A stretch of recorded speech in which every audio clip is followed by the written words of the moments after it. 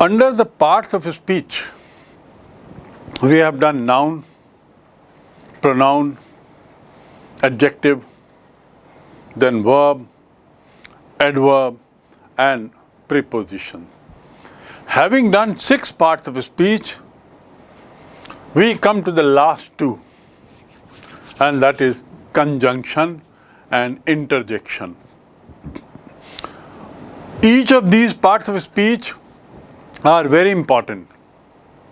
जितने भी हमने पार्ट्स ऑफ स्पीच पढ़े हैं, जितने भी हमने शब्द भेद पढ़े हैं, शब्दों के विभिन्न प्रकार पढ़े हैं, सब अपने तय स्वयं बहुत महत्वपूर्ण हैं।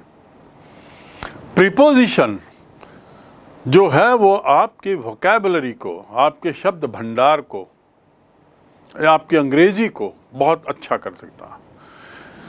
प्रीपोजिशन के लिए जैसा मैंने कहा, ज़रूरी है कि आप बहुत पढ़ें और हर बार क्रिया के आगे कौन सा संबंध बोधक लगा हुआ है इसको ध्यान में रखें और उसका अर्थ डिक्शनरी से देखें।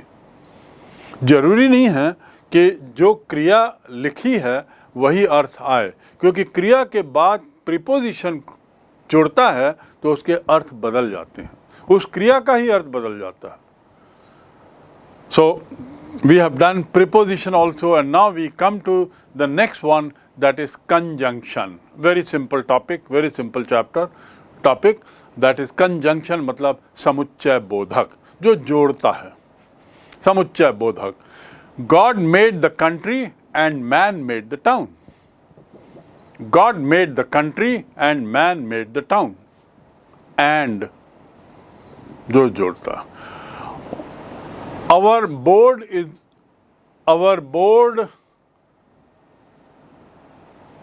is small but sufficient. She must weep or she will die. Or 2 and 2 make 4. अब यहाँ देखिए, and, but, और, ये क्या है? 2 वाक्यों को जोड़ रहे हैं। ये जो तीनों उदाहरण देखे आपने, और चौथे में जो आपने देखा एंड 2 और 2 4, तो वहाँ 2 शब्दों को जोड़ रहे हैं, यानी जोड़ने का काम कर रहे हैं, जोड़ने का काम। 1 2 3 सेंटेंस जो है वहाँ पे कंजंक्शन 2 वाक्यों को जोड़ रहे हैं, 4 में जो है वहाँ कंजंक्शन 2 शब्दों को जोड़ रहे हैं। तो अब आप समझ सकते हैं कंजंक्शन की परिभाषा क्या है। जो वाक्यों को और कभी कभी शब्दों को जोड़ते हैं, ऐसे शब्दों को कंजंक्शन कहते हैं। Right? Balu and Vitthal are good bowlers, conjunction है। इसलिए the man is poor but honest, लेकिन ईमानदार है। आदमी गरीब है, ईमानदार है। अच्छा नहीं लगता, कुछ मिसिंग हो रहा है। तो जोड़ कौन सा शब्द रहा है? बट, लेकिन ईमानदार है। The man is poor but is honest, Balu is good and Vitthal is good bowler. ऐसा 2 बार ना बोल करके हम क्या बोलेंगे? Balu and Vitthal are good bowlers. तो इस तरह से हम देखते हैं कि वाक्यों को छोटा भी कर देता है। 2 and 2 make 4, 2 शब्दों को जोड़ रहा है। Hari and Ram are brothers, and शब्दों को जोड़ रहा है। एंड और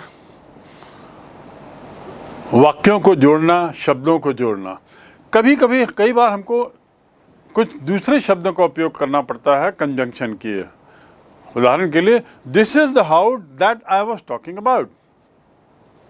दिस इज द हाउस, ये वो मकान है जिसके बारे में मैं बात कर रहा था। ये वो मकान है जिसके बारे में मैं बात कर रहा था। ये वो मकान है जो मैंने बनाया। तो ये क्या है? Relative pronoun.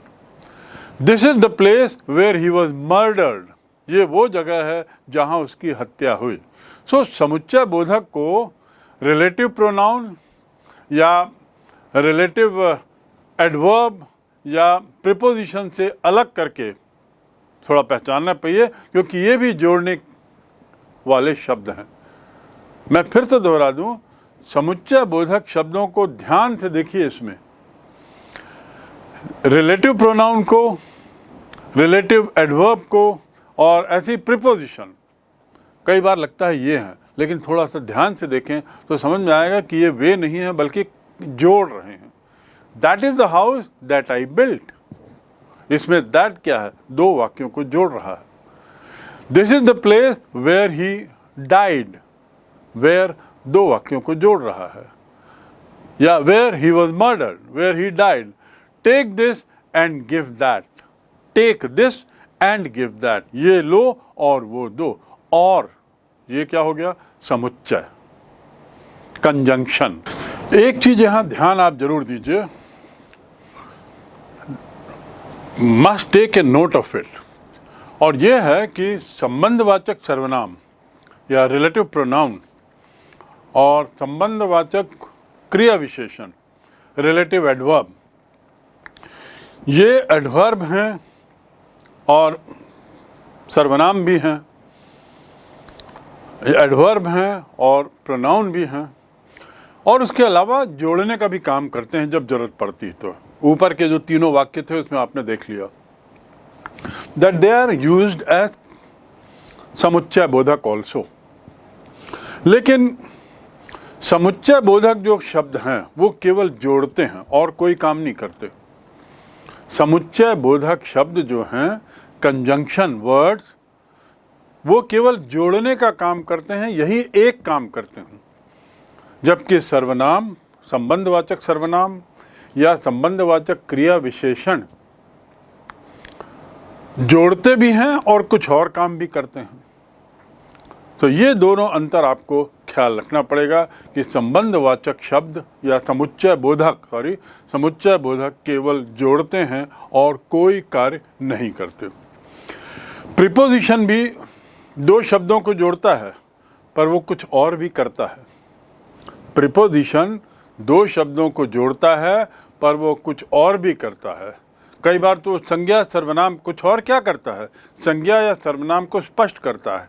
He said beside Ram, preposition है बिसाइड, तो बिसाइड राम के बाजू में सर्वनाम, संज्ञा राम के बाजू में संज्ञा।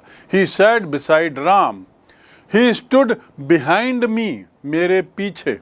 प्लेस बता रहा है, relative. So what I'm trying to say is that preposition, adverb and even pronoun, relative pronoun, they perform more than one functions, but conjunctions only one, केवल जोड़ने का काम करते हैं, एक ही कार्य करते हैं, केवल जोड़ने का और कुछ नहीं। Some conjunction words, they are used in pairs. Conjunction के कुछ शब्द ऐसे हैं जिनकी जोड़ी में ही उपयोग होता है। जो उदाहरण के लिए आइदर और, नाइदर नॉर, बोथ एंड।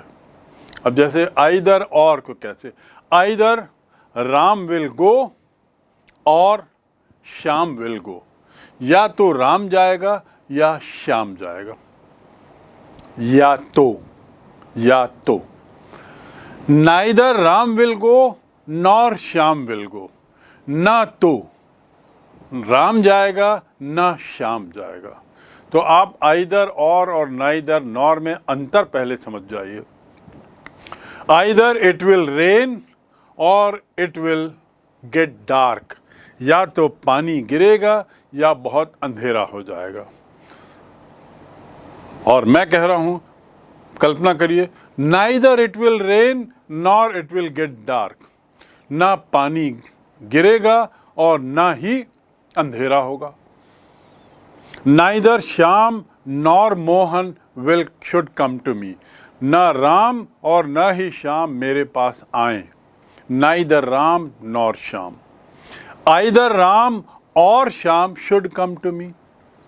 तो यहाँ देखिए आइदर और, नाइदर नॉर, और एक और है इसके अलावा एक both and. Both Sohan and Mohan are naughty. Both के बाद एंड आता है both Sohan Mohan are naughty नहीं बोलेंगे, both Sohan and Mohan are naughty. Though he is naughty yet he is smart. यद्यपि वह शैतान है फिर भी स्मार्ट है। दो ही इज टॉल, दो ही लुक्स अगली यट ही इज स्मार्ट। यद्यपि वह अच्छा नहीं दिखता फिर भी स्मार्ट तो है। दो मतलब यद्यपि, यट मतलब फिर भी। तो दो और यट हमेशा साथ साथ चलेंगे। दो केवल दो का उपयोग नहीं कर सकते, केवल यट का उपयोग नहीं कर सकते, दो और यट। ऐसे ही वेदर और I do not care whether you go or stay. I do not care whether you go or stay. चाहे तुम रहो या जाओ, मैं कोई चिंता नहीं करता। और लास्ट है नॉट ओनली बट ऑल्सो। ये देखिए सारे शब्द पेयर में हैं, युग्मों में हैं, कंजंक्शंस हैं, दोनों का उपयोग एक साथ होता है, एक वाक्य में होता ही है। Not only Ram but also but Shyam will also come. Not only Ram but Shyam will also come. अब यदि मैं तीनों वाक्यों को देखूं, पहले वाक्य में क्या था? आइदर राम और श्याम विल कम, या तो राम या श्याम आएंगे। दूसरे वाक्य में क्या था? Neither Ram nor Shyam will come, ना राम आएगा ना श्याम आएगा, ना तो। और तीसरे वाक्य में जो मैंने अभी बनाया, नॉट ओनली बट ऑल्सो के साथ, not only Ram but Shyam also will come. Ram ही नहीं बल्कि श्याम भी आएगा, राम ही नहीं बल्कि श्याम भी आएगा, यानी दोनों आएंगे। पहले में न ये आएगा न वो आएगा, पहले में या वो आएगा या ये आएगा, दूसरे में न ये आएगा न वो आएगा, और तीसरे में दोनों ही आएंगे। तीन वाक्य देखिए कैसे युग्मों में कंजंक्शन का उपयोग हो रहा है। इसके साथ ही जब समुच्चय बोधक नित्य संबंधी या सहसंबंधी की तरह उपयोग होते हैं तो कैसे उपयोग? ही visited not only Agra but Delhi also. He visited not only Agra but Delhi also. वह केवल आगरा ही नहीं गया बल्कि दिल्ली भी गया, दोनों जगह गया। He not only visited Agra but Delhi also. ऐसा नहीं बोलेंगे he visited not only Agra but Delhi also, क्योंकि आगरा से आप दिल्ली का संबंध जोड़ रहे हो। So he not only visited Agra ऐसा नहीं बोलेंगे, he visited not only Agra but Delhi also, right? या but also Delhi. Now another kind of category of conjunctions, और ये कैसे हैं कि संयुक्त अभिव्यक्तियों को एक साथ हम जब बोलते हैं संयुक्त समुच्चय बोधक, कंपाउंड कंजंक्शन, बहुत सी संयुक्त अभिव्यक्तियों को हम कंजंक्शन की तरह उसका उपयोग करते हैं। संयुक्त अभिव्यक्तियां क्या हैं? इन order that, notice was published in order that all read. Notice was published in order that all read. The notice was published in order that all read. In order मतलब, इन ऑर्डर दैट मतलब के लिए, ताकि सब लोग पढ़ें। यह notice इसलिए पब्लिश किया ताकि सब लोग पढ़ें। तो इन ऑर्डर दैट मतलब ताकि। On condition that, I will forgive you on condition that you do not repeat it. On condition that, इस स्थिति में, ऑन कंडीशन दैट, इस स्थिति में। कंडीशन का कुछ और अर्थ है, पर यहाँ पर ऑन कंडीशन दैट में कंजंक्शन बन गया। ऐसे ही even if you go I will not spare you. यदि तुम चले भी जाओगे तो भी मैं तुम्हें नहीं छोड़ूंगा। इवन इफ, यदि, इवन इफ।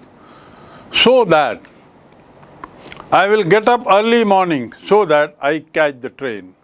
सो दैट, तो और भी ऐसे वर्ड हैं, as soon as if, as though, in order that, on condition that, even if, etcetera, जो एक तरीके से संयुक्त अभिव्यक्तियां हैं, 2-3 शब्दों से मिलकर बना है, लेकिन they are used as conjunction.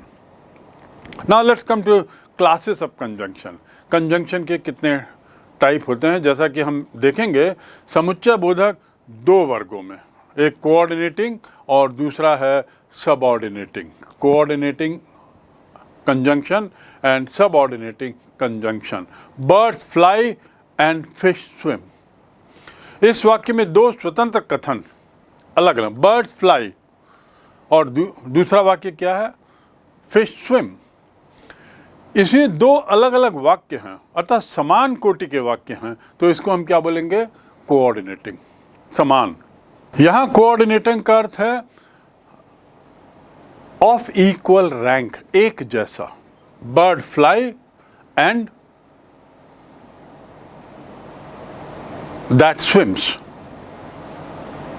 Right. So equal, जब इक्वल के लिए जब हम कंजंक्शन का यूज कर रहे हैं तो उसे हम कहते हैं coordinating conjunction of equal rank. समान श्रेणी वाले उपवाक्य को जब जोड़ने के लिए उपयोग करते हैं तब हम कहते हैं। और इसके लिए सामान्यतः कौन कौन से प्रीपोजिशन हैं, एंड, बट, फॉर, और, एंड, बट, फॉर, और, नाइदर, नॉर, आइदर, और, राम और श्याम, समान। मैंने 3 जो उदाहरण बताए समान है। तो ये क्या हुआ, कोऑर्डिनेटिंग कंजंक्शन, समान दीप। अब समान दीप 4 प्रकार के होते हैं। हम उनके प्रकारों पर विशेष न जाएं, लेकिन इतना जान लें कि इनके भी अलग अलग टाइप हैं। But what we should know is that we have these types of sentences जिसमें समान दीप एक जैसे हों, तो वो कहलाएंगे कोऑर्डिनेटिंग कंजंक्शन। एक तो हो गया समान और एक है असमान, तो अगला होगा असमान। ये असमान कैसे होता है? असमान में क्या होता है कि समुच्चय बोधक किसी उपवाक्य को ऐसे दूसरे उपवाक्य से जोड़ता है जो अपने को पूरा करने के लिए निर्भर रहता है। जो मैंने पहला वाक्य बताया, चिड़िया उड़ती है, बतख तैरते हैं, birds fly and this bird swims, तैरती है, तुलना एक जैसी है, तो वहाँ पे एंड समान में आ गया। लेकिन जहाँ पे तुलना असमान हो तो उसमें क्या होता है, एक वाक्य जो है वो दूसरे पे आश्रित है, दूसरे पर निर्भर है। स्वयं में ये दोनों वाक्य इंडिपेंडेंट नहीं होते या पूरे नहीं होते। ऐसे वाक्यों में हम कहते हैं उनको असमान या आश्रित पदीय समुच्चय बोधक। उदाहरण के लिए after, because, if you don't go I will come. उदाहरण के लिए after the shower the sun shone again. यदि मैं केवल बोल दूं आफ्टर द शावर, कोई मीनिंग नहीं निकलता। द सन के शोन अगेन, इसका कोई, तो the sun shone again after the shower, तो आफ्टर क्या हुआ, कंजंक्शन, वो जोड़ रहा है और इंडिपेंडेंट इसका कोई अर्थ नहीं निकल रहा है। आफ्टर द शावर, शावर के बाद, ये क्या कुछ अर्थ दिखा रहा है? नहीं। यदि ये कुछ अर्थ नहीं दिखा रहा है तो मेन वाक्य का उपवाक्य हो गया है, उस पर आश्रित हो गया, उस पर निर्भर हो गया है, डिपेंडेंट हो गया। And so this comes under असमान, non coordinating. A book, although there is nothing in it. A book is a book, although there is nothing in it. A book is a book, although मतलब यद्यपि। एक किताब तो किताब है, यद्यपि उसमें कुछ नहीं है। अब यद्यपि उसमें कुछ नहीं है को यदि मैं आपको बोलूं केवल यद्यपि उसमें कुछ नहीं है, तो क्या कुछ अर्थ निकल रहा है? नहीं। यद्यपि उसमें कुछ नहीं है, ये किस मेन वाक्य पर निर्भर है? एक किताब तो किताब है, यद्यपि इसमें कुछ, तो एक वाक्य दूसरे पे आश्रित है, और जब आश्रित होता है तो वह नॉन कोऑर्डिनेटिंग हो जाता है, और जब ऐसा होता है तो सेकंड कैटेगरी ऑफ कंजंक्शन में आता है। तो इसमें कौन कौन से, एक्सेप्ट, इफ, दो, ये शब्द जो हैं ये सामान्यतया इस स्टेज में उपयोग होते हैं जहाँ पर एक उपवाक्य दूसरे उपवाक्य पर निर्भर है अपने अर्थ के लिए। Another example, he will not पे अनलेस फोर्स्ड। अनलेस फोर्स्ड का क्या अर्थ हुआ? ज़्यादा से ज़्यादा होगा ही विल नॉट पे अनलेस ही इज फोर्स्ड। जब तक उस पर दबाव नहीं बनाया जाएगा, तो पूरा हुआ क्या वाक्य? तब तक वह नहीं देगा। ही विल नॉट पे, वह नहीं देगा जब तक दबाव नहीं बनाया जाएगा, ये इस पर निर्भर है। Similarly when I was younger I thought so. When I was younger I thought so, जब मैं छोटा था, आई थॉट सो, तब मैं ऐसा सोचा, तब मैं ऐसा सोचा, तो कुछ पूरा हो रहा है। ये किस पे निर्भर है? जब मैं छोटा था, right? So these are some words where you find one sentence dependent on another sentence for making its meaning out, and the conjunctions are used for that purpose. एक शब्द और है than। than का हमने उपयोग प्रीपोजिशन के रूप में भी सीखा है। अब यहाँ एक्चुअली than जो है वो कंजंक्शन है, कभी कभी प्रीपोजिशन के रूप में भी उपयोग होता है। I will not work for less than 5 rupees, मैंने एक वाक्य बताया था, वहाँ पे less than 5 rupees में than क्या हो गया? प्रीपोजिशन। अब यहाँ देखिए कैसे होता है, he is taller than me, he is taller than me। अब इसको कैसे बोलेंगे? he is taller than I। the correct sentence है not me, he is taller than I। मेरे, I am tall, he is taller than I am tall। तो than क्या है? I am tall को पूरा करने के लिए, जोड़ने के लिए, लेकिन am tall हम नहीं बोलते, केवल I बोल के रुक जाते हैं। he is taller than I। Similarly, I like you better than him, I like you better than him। Actually complete वाक्य क्या है? I like you better than I like him। तो I like को दो बार ना बोल करके हमने हटा दिया और उसके बाद कंजंक्शन ले लिया, I like you better than him। तो than का उपयोग तुलनात्मक, Hari is more stupid than Shyam, Hari is more stupid than Shyam is stupid। is stupid शब्द को हटा दिया, Hari is more stupid than। तो ये तुलनात्मक, लेकिन ये भी हम वाक्य चूंकि पूरा नहीं करता, एक वाक्य दूसरे पे निर्भर है, इसलिए समुच्चय बोधक होगा, कंजंक्शन होगा, right? Among the parts of speech, now we come to the fag end of it, and the last of the parts of speech is interjection। interjection मतलब विस्मयादि बोधक। विस्मयादि बोधक जिसमें विस्मय हो, जो विस्मय का बोध कराते हैं, that is called interjection। see the spelling। और जैसा कि शब्द से स्पष्ट है, विस्मय कराने का जिसमें बोध होता हो वो विस्मय आदि, वो इंटरजेक्शन। तो विस्मय क्या है? आश्चर्य, अजीब होना, कुछ चीज अनएक्सपेक्टेड होना, कुछ चीज उम्मीद से ज़्यादा होना। जब ऐसा होता है तो हम आश्चर्य सूचक चिन्ह लगाते हैं, जिसे हम हिंदी में विस्मयादि बोधक चिन्ह भी कहते हैं। आश्चर्य सूचक चिन्ह यानी एक तरीके से पूर्ण विराम और नीचे बिंदी, a dot below a long I, and that is called mark of exclamation. Exclaim यानी आश्चर्य करना। Then he exclaimed, EXCLAIM, to exclaim माने आश्चर्य करना। तो mark of exclamation is used normally for words which are interjection words.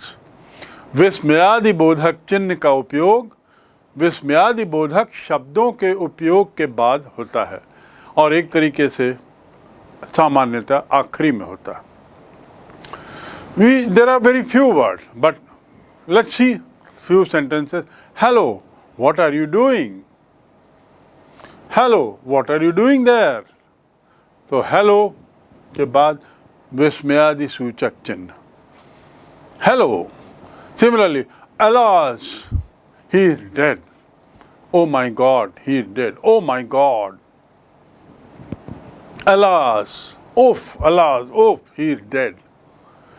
Hurrah, we have won the game. Hurrah, we have won the game. हम जीत गए हैं। Have they gone? Have they gone? ये जो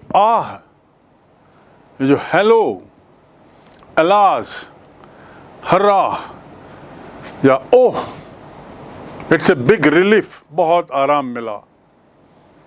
ये जो शब्द हैं इसमें देखेंगे आप, इन सब शब्दों के बाद जो इटैलिक्स में लिखे हैं इसमें मार्क ऑफ एक्सक्लेमेशन है, आश्चर्य सूचक चिन्ह का शब्द बना हुआ। तो दे आर कॉल्ड विस्मयादि बोधक और इंटरजेक्शन। क्या कहते हैं? विस्मयादि बोधक या इंटरजेक्शन। इस प्रयोग से प्रबल भावनाएं, जो हमारी जो फीलिंग्स हैं उसका एकदम उतार होता है, उसका एकदम भड़ा निकलता है। हमारी जो अंदर की तीव्र फीलिंग, अलास, हेलो, हुर्रा, इससे हमारे जो अंदर की फीलिंग है उसको व्यक्त करने के लिए, उसको दिखाने के लिए ये देखा जाएगा कि वाक्य व्याकरण की दृष्टि से इसका संबंध अंत तो नहीं है, that's all.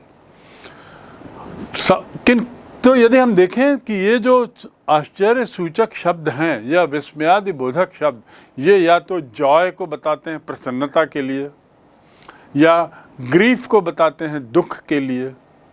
Alas, he is dead, ओहो, उसकी मृत्यु हो गई।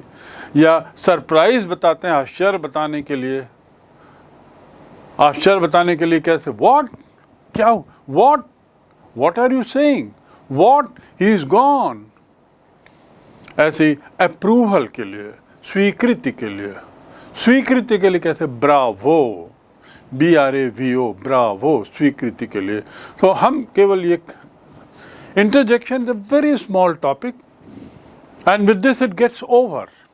What you need to know is that interjection is the last part of a speech, number one, among the 8 parts.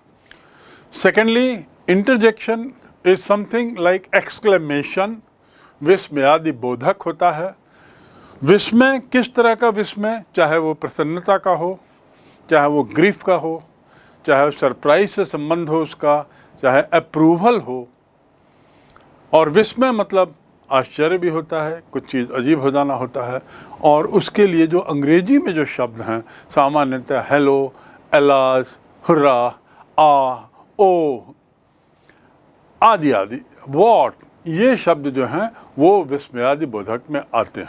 और विस्मयादि बोधक शब्द के उपयोग के बाद मार्क ऑफ एक्सक्लेमेशन जिसको हम बोलते हैं वो डाला जाता है, तब जाके वो विस्मयादि बोधक शब्द अपने तई पूर्ण होता है।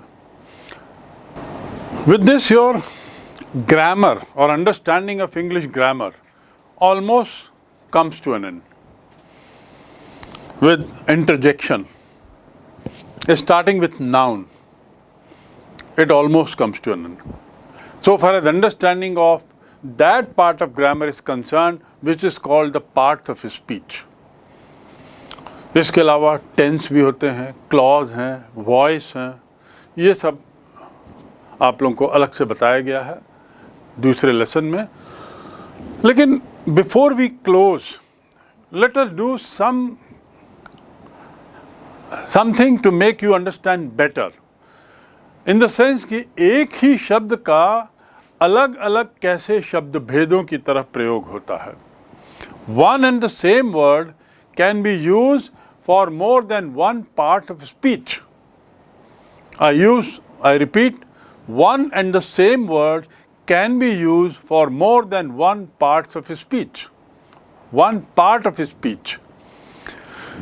कई शब्द हमने अभी वैसे पढ़े हैं, जैसे than का हमने पढ़ा उपयोग, in का पढ़ा, बहुत सारे शब्दों का जो कई बार प्रीपोजिशन थे, कंजंक्शन भी थे, कई बार वो क्रियावाचक वर्ब भी थे. So what I am trying to say is that let us look at some of the words which can be used in more than one ways with different part of speech. For example, let us take the word above. Above का उपयोग adverb में कैसे होगा? The heavens are above. The heavens are above. ऊपर है. Preposition में the moral is above the evil. The moral is above the civil. यहाँ above का उपयोग preposition. Adjective में analyze the above sentence. कौन सा sentence? Above sentence. वाक्य कैसा, कौन सा वाक्य? ऊपर वाला वाक्य, विशेषता बता रहा है. एंड नाउन के रूप में कैसे करेंगे? Our blessings come from above. Our blessings come from above. ये देखिए above के चार उपयोग हो गए. It is adverb, preposition, adjective and noun. After. Another word is after. They arrived soon after. यहाँ पे क्या है? After किसके लिए आ रहा है? क्रिया विशेषण के लिए, एडवर्ब. अराइव्ड के लिए आ रहा है. तो सून आफ्टर, बाद में, समय बता रहा है. तो ये क्या है? एडवर्ब. अब इनका प्रीपोजिशन कैसे उपयोग करेंगे? ही टेक्स आफ्टर हिज फादर. ही टेक्स आफ्टर हिज फादर मतलब क्या हुआ? अपने पिताजी जैसा दिखता है. देखिए अनुवाद कैसा हो गया. टू टेक आफ्टर मतलब दिखाई, मिलना, रिजेंबल करना, मिलान होना, दिखना. ही टेक्स आफ्टर हिज फादर. उसका जो भाव भंगिमा है, शारीरिक ढांचा है, वह अपने पिताजी पर गया है. वह अपने पिताजी पर गया है. उसके लिए he takes after his father. यहाँ आफ्टर क्या हुआ? प्रीपोजिशन. अब एडजेक्टिव के रूप में after ages we shall sing his glory. After ages बहुत समय बाद, बहुत काल बाद. बहुत काल की विशेषता, काल के साथ जुड़ा तो एडजेक्टिव है, विशेषण हुआ. कंजंक्शन कैसे हुआ? We went away after they left. We went away after they left. So again, the word after is having four different uses, and so they come under four different parts of speech. Same word under four different parts of speech. Either bat is good enough. कोई सा भी bat अच्छा है. कोई सा भी. Either, ये क्या हुआ? Either bat, कोई सा भी बैट. Adjective. Now pronoun में कैसे होगा? Ask either of them. किसी से भी पूछ लो. इन दोनों में से किसी से भी पूछ लो. तो यहाँ पे सर्वनाम है, नाम नहीं है. Ask राम और श्याम नहीं. Ask either of them. तो ये क्या हो गया? प्रोनाउन हो गया. और कंजंक्शन क्या हुआ? He must either work or starve. He must either work or go. या तो वह काम करे या जाए. Either or. So either is used here in three ways. One adjective, another pronoun and third conjunction. Enough. Enough मतलब हम सामान्यतः समझते हैं पर्याप्त. अब देखिए एडजेक्टिव के रूप में इसका कैसे उपयोग होता है. There is time enough and to spare. There is time enough and to spare. पर्याप्त समय. क्या पर्याप्त? समय पर्याप्त. संज्ञा की विशेषता बता रहा है तो विशेषण हुआ. Adverb. Shall we look or you know well enough. You know well enough what I mean. You know well enough. तुम अच्छी तरह जानते हो. कैसे जानते हो? अच्छी तरह. जानने की विशेषता बता रहा है. जानना क्रिया है. You know well enough तो विशेषता बता रहा है. तो किसकी विशेषता? क्रिया की. तो यहाँ हो गया क्रिया विशेषण या एडवर्ब. अब तीसरा इनफ का उपयोग देखिए. नाउन कैसे होता? I have had enough of it. मतलब क्या होता हिंदी में अनुवाद? अब बहुत हो गया. I have had enough of it. अब बहुत हो गया. ये क्या है? नाउन है. बहुत क्वांटिटी बता रहा है. नाउन के रूप में इसका उपयोग हो रहा है यहाँ पे. इनफ का उपयोग नाउन बहुत. So we have 3 uses of the word enough. Let's come to few more such examples. Right. Another word is right. How the word right can be used in 4 different ways to be parts of 4 different parts of speech. Verb. Verb के रूप में right का उपयोग सही होना. Right मतलब सही होना. कैसे इसका उपयोग होगा? That is a fault that will write itself. यह एक ऐसी गलती है जो अपने आप सही हो जाएगी. That will write itself. That will correct itself. Right मतलब करेक्ट. तो यहाँ पे लेकिन एडवर्ब जैसा उपयोग हुआ है राइट का. टू राइट मतलब सही होना. और WRIT राइट नहीं, RIGHT राइट. सही होना. एक तो राइट का मतलब होता है सही और दूसरा राइट का मतलब होता है सही होना. तो यहाँ पे वर्ब के जैसे हुआ. दूसरा राइट का उपयोग है एडजेक्टिव के रूप में. हम कैसे करेंगे? एडजेक्टिव के रूप में राइट का उपयोग है he is the right man for this work. यह सही आदमी है. आदमी की विशेषता बता रहा है. कैसा आदमी? सही आदमी. तो क्या हुआ? नाउन हुआ. नाउन की विशेषता बता रहा है तो राइट क्या हुआ? एडजेक्टिव हुआ. Now how to use right? I ask it as a right. I ask it as a right. यहाँ पे राइट का अर्थ क्या है? अधिकार. मैंने यह अधिकार पूर्वक पूछा. अधिकार के साथ पूछा क्योंकि मेरा अधिकार है. मैंने यह पूछा क्योंकि मेरा अधिकार है. तो अधिकार यहाँ क्या हुआ? ये अधिकार है. राइट अधिकार मतलब संज्ञा. नाउन हो गया. I ask it as a right. And last is how can it be used as adverb? Serve him right. He stood right in my way. He stood right in my way. Sun is right above me. Sun is right above me. He stood right in front of me. He stood right behind me. यहाँ पे right क्या हो गया? Verb की विशेषता बता रहा है. So ये हो गया adverb. So now we have right, verb, adjective, noun, adverb, all. Well. Well शब्द जो है उसका उपयोग देखिए नाउन के रूप में कैसे? Let well alone. Let well alone ये नाउन हो गया. Well alone. Adjective I hope you are not well. I hope you are now I hope you are now well. अब तुम अच्छे हो. ये adjective. Adverb well begun is half done. Begun begin क्रिया है. कैसी शुरुआत? अच्छी शुरुआत. हाफ डन मतलब आधा हो गया. यदि शुरुआत अच्छी है तो आधा काम हो गया. यदि शुरुआत बुरी है तो काम बेकार जाएगा. तो well begun is half done. And last is interjection. Well you have succeeded. Well you have succeeded. तो ये इंटरजेक्शन हो गया. So well word is used as noun, adjective, adverb as well as interjection. In this process now, let us do some 10 sentences. I give you 10 sentences and you identify which part of speech they are. इन शब्दों को पता करें कि किस शब्द भेद में आते हैं. The 10 sentences are: He kept the fast for a week. He kept the fast for a week. Fast तिरछे इटैलिक्स में जो लिखा है उसको आप आइडेंटिफाई करेंगे. He kept the fast for a week. Identify which part of speech it is in.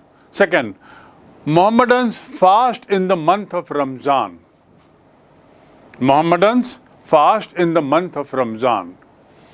He is the right man in the right place. Fast दोनों में italics है. He is the right man, right, and in the right place, right, italics. Find out its part of speech. God defied the right. God defend the right. God defend the right. Right in italics. Don't boast too much. Much क्या है? आप बताएं. Which part of speech? It is hard to understand. Hard. It is hard to understand. Hard. Men who work hard enjoy life fully. Hard again. Men who work hard enjoy life fully. Hard. I have long thought. I have long thought so. I have long thought so. Long. And then next one is still water runs deep. Still waters run deep. Still waters run deep. Still. ये जो वाक्य हैं इसमें से आप identify करें part of speech तो हैं इटैलिक्स में लिखे हुए. कौन से? सभी पार्ट ऑफ स्पीच हैं. Every word is a part of speech. Remember. Yes or no? Every word in this sentence is a part of one of the parts of speech at least. But what is the exercise given to you is the italic words. You need to identify its part of speech. किस part of speech का हिस्सा है italic word, and then that should help you in honing your understanding of the parts of speech. Okay? While talking about nouns and adjective, I had used the word syllable. Before we proceed further, या हम अब syllable जाने कि क्या है. Syllable, SYLLABLE, syllable. ये syllabus नहीं है, मैं syllable की बात कर रहा हूँ. सिलेबल का हिंदी में अनुवाद है शब्दांश. शब्दांश दो शब्दों से बना है, शब्द और अंश. यानी किसी शब्द के अंश को हम सिलेबल कहते हैं. किसी शब्द के अंश को हम सिलेबल कहते हैं. सिलेबल को जानना इसलिए ज़रूरी है क्योंकि आगे आप पढ़ेंगे बार बार कि एक सिलेबल वर्ड का क्या मायने हैं एडजेक्टिव में, दो सिलेबल वर्ड के क्या मायने हैं एडजेक्टिव में, तीन सिलेबल वर्ड के क्या मायने हैं पार्ट ऑफ स्पीच में. सो ये जानना जरूरी है. What is a syllable? A syllable is a शब्दांश. जैसे मैंने कहा, यदि मैं शब्दांश की बात करूं तो आप समझ जाइए कि an uninterrupted segment of speech consisting of a vowel sound. A vowel sound जिसमें vowel sound एक ही बार आए वो एक syllable word कहलाएगा. ध्यान रखिए, vowel sound जिसमें एक ही बार आए. उदाहरण के लिए mat, cat, कै, मैं, एक ही बार vowel sound आ रहा है, उसे हम वन सिलेबल वर्ब कहते हैं, वन सिलेबल वर्ड कहते हैं. राइट? ये एक सिलेबल वर्ड है. Sty, act, should, one syllable word. They are one syllable word. शब्दांश जिसमें एक ही बार आता. चार सिलेबल क्या होता है? Four syllable word.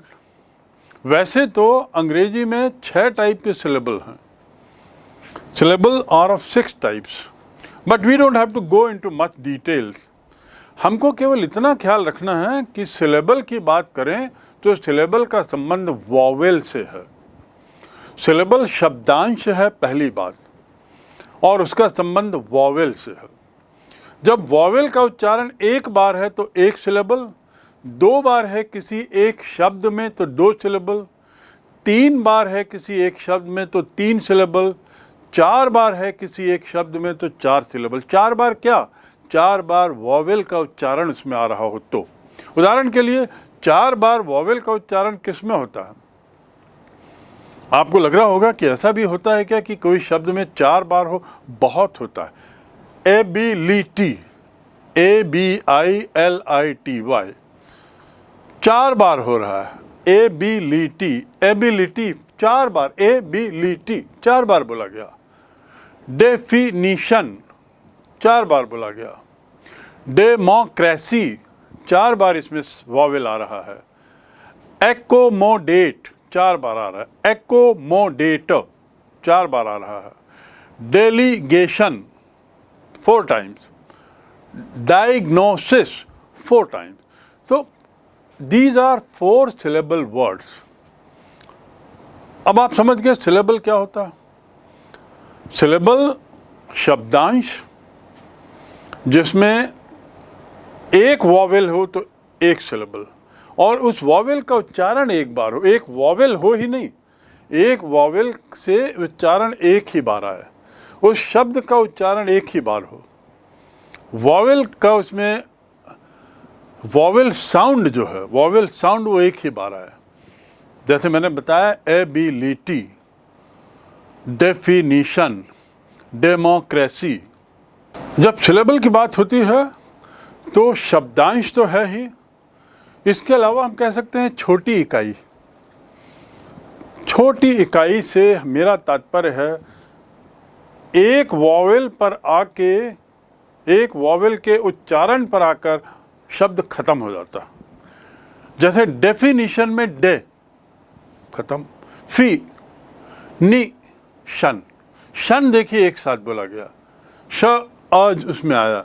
तो इस प्रकार ये चार वॉवेल हुए, चार वॉवेल उच्चारण आए, चार वॉवेल उच्चारण आए, इसलिए चार सिलेबल हुआ। तो इसकी कितनी इकाइयाँ हुई? चार इकाइयाँ हुई। चार इकाइयाँ हुई शब्दों की, छोटी इकाई, तो वो चार सिलेबल कहलाया। ऐसी 3 सिलेबल वर्ड हैं, ऐसे 2 सिलेबल वर्ड हैं।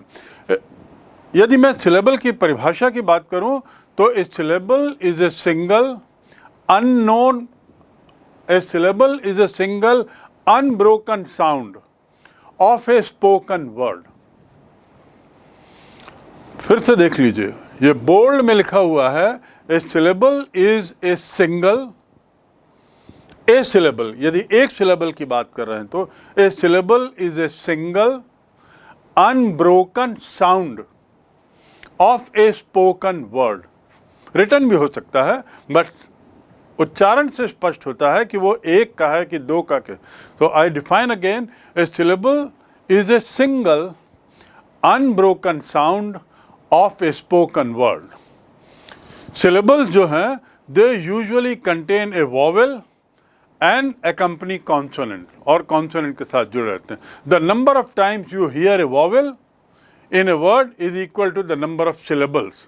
The number of times you hear a vowel, ये सेंटेंस को देखिए, the number of times you hear a vowel is equal to number of syllables a word has.